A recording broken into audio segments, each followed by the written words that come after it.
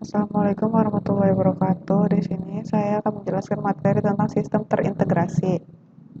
Pertama, pengertian distribusi file system. Sistem berkas terdistribusi adalah sebuah sistem di mana banyak pengguna dapat berbagi berkas dan sumber daya penyimpanan. Klien, server, dan media penyimpanan dalam sistem terdistribusi tersebar pada perangkat-perangkat yang terdapat dalam sistem terdistribusi. Servis dijalankan melalui jaringan, konfigurasi, dan implementasi dari sistem berkas terdistribusi bervariasi dari sistem yang satu ke sistem yang lain. Idealnya, sistem berkas terdistribusi tampil di depan pengguna atau klien sebagai sistem berkas yang konvensional dan terpusat. Layanan file terdistribusi ada layanan dasar yang terdiri dari tempat penyimpanan tetap untuk data dan program, operasi terhadap file yaitu create, open, read, dan lain-lain. Terus kemudian ada multiple remote clients dalam intranet, kemudian ada file sharing, kemudian ada menggunakan semantik one copy update umum melalui RPC. Kemudian yang kedua ada perkembangan baru yang terdapat pada persistent object stores atau storage of object. Kemudian yang ketiga ada persistent Java Corba, replikasi caching seluruhan file multimedia terdistribusi, contohnya file server Tiger Video. Kemudian ada karakteristik file system. File system adalah bertanggung jawab untuk pengorganisasian, penyimpanan, pencarian, keterangan, penamaan, sharing atau pembagian, dan protection atau perlindungan dari file-file. File berisi dari dua bagian penting, yaitu data dan atribut. File system didesain untuk menyimpan dan mengatur banyak dan besaran file dengan fasilitas atau membuat, memberi nama, dan menghapus file. File system juga bertanggung jawab untuk pengontrolan dari akses file. Akses terbatas ke file oleh user yang berhak dan tipe-tipe dari akses yang diminta. Kemudian ada atribut file yang terdiri dari nama, yaitu menentukan nama file yang dimaksud. Kemudian yang kedua ada tipe, yang ketiga ada lokasi, yaitu merupakan pointer atau penunjuk ke device dan lokasi file pada device tersebut berada. Yang keempat ada ukuran, yaitu ukuran file pada saat itu, baik dalam byte, huruf, ataupun blok. Yang kelima, waktu pembuatan dan identitas pembuat, yaitu menentukan kapan file terakhir dimodifikasi. Yang keenam, proteksi berisi informasi mengenai kontrol akses, misalnya siapa saja boleh membaca, menulis, dan mengeksekusi file. Yang keenam, informasi lain tentang file. Informasi ini biasanya disimpan untuk pembuatan file, modifikasi terakhir yang dilakukan pada file, dan penggunaan file terakhir. Kemudian ada kebutuhan sistem file terdistribusi. Ada transparansi atau klien tidak perlu tahu terhadap bentuk atau mekanisme distribusi. Akses transparansi yaitu klien tidak perlu tahu bahwa file adalah terdistribusi karena memiliki interface yang sama untuk file lokal atau remote. Yang kedua ada location transparency, yaitu namespace file yang uniform terhadap client workstation. Yang ketiga, mobility transparency.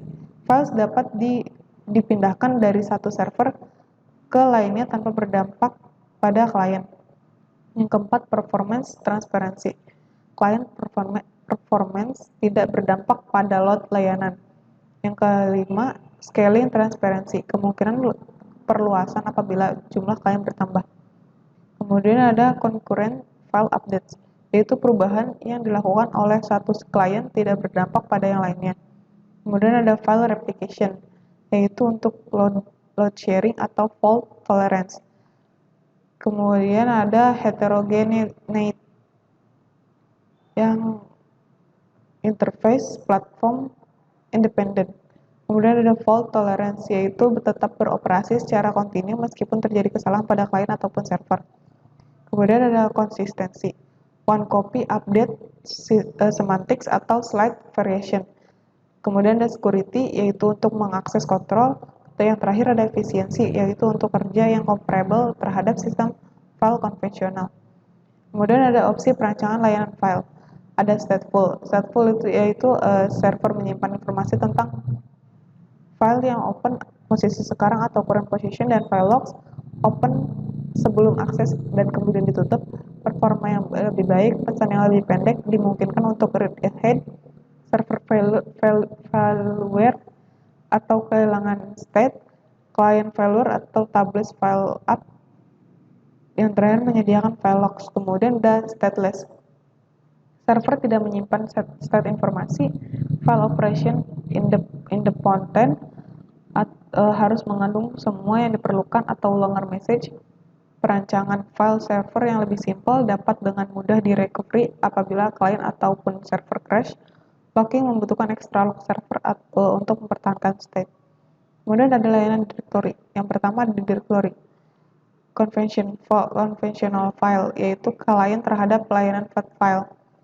Yang kedua, memetakan text names ke UFIDs. Yang kemudian ada operasi, memerlukan file ID, machine readable UFID sebagai parameter, locate file atau lookup, add atau delete file atau add name atau unnamed, mencocokkan nama file terhadap ekspresi reguler atau get names. Kemudian file sharing, multiple clients berbagi atau share file yang sama untuk akses read atau write. One copy update semantics. Setiap data melihat semua write sebelumnya. Suatu proses write akan segera visible ke klien yang sudah siap membuka file untuk reading. Kemudian ada problem. Caching memelihara konsistensi antara beberapa copies yang sulit diarsip. Akses serialisasi dengan menggunakan file logs atau mempengaruhi performance. Trade-off antara konsistensi dan performance. Caching dalam NFS. Indispensable untuk performance. Cachingnya itu menyimpan data yang baru saja dipakai dalam cache. Update data in cache untuk kecepatan ukuran blok biasanya 8 KB. Server caching, cache dalam server memory atau Unix kernel. Kemudian terakhir ada client caching, cache dalam client memory atau local disk. Server caching menyimpan data dalam server memory, read ahead, anticipate page mana yang dibaca, delete, write, yaitu update dalam cache, menulis ke disk secara periodik atau Unix sync ke synchronized cache atau ketika membutuhkan tempat, which contents seen by user depends on timing. Write to cache dan menulis ke disk atau reliable poor performance. Write pada saat menutup. Menulis ke disk hanya ketika menerima commit cepat tetapi bermasalah dengan files open untuk waktu yang lama. Kemudian ada new development, AFS atau Andrew File System. Wall file serving, wall file caching pada local client disk, ratusan file yang baru digunakan. Ada NFS protokol. Spiritually NFS yaitu memperluas open atau close dengan state info yang disimpan di server, menambah server callbacks untuk memberitahu tentang cache and trace. Web NFS atau yaitu program internet dapat berinteraksi secara langsung ke NFS server by passing mount. XFS yaitu serverless network file server yang bertanggung jawab terhadap distribusi di antara LAN. Kemudian ada komunikasi antarproses.